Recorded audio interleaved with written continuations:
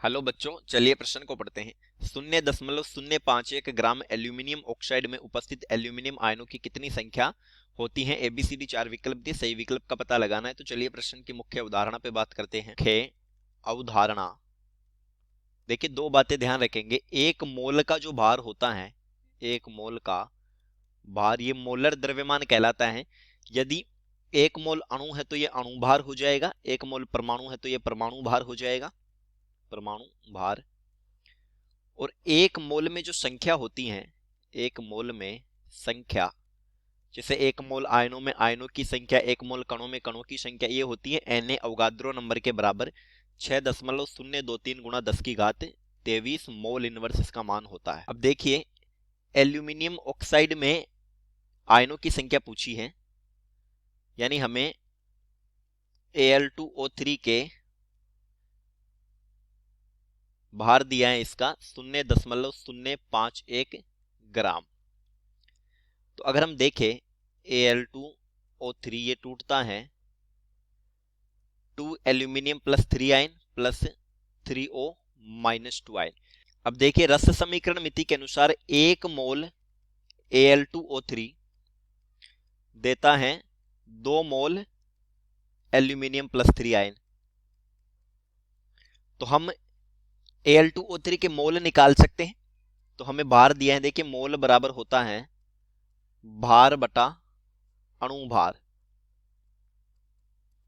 तो भार होता है इसका हमें दिया है 0.051 बटा अणुभार होता है 102, यानी हम यहां लिख लेते हैं Al2O3 का अणुभार, एक मोल का जो भार होता है वो अणुभार कहलाता है, ये हो गया 102 ग्राम। तो इसको जब हल करेंगे तो मोल आ जाएंगे 0.0005 मोल।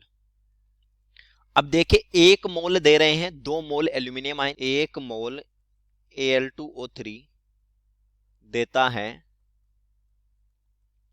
2 मोल एल्यूमिनियम प्लस 3 आयन।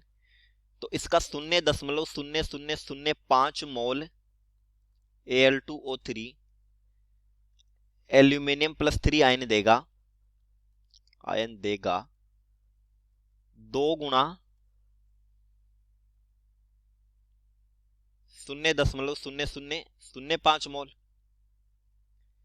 यानी यहां पर तो एल्यूमिनियम प्लस 3 के मोल हो गए 0.0005 गुणा 2, ये आ गया 0.001 मोल।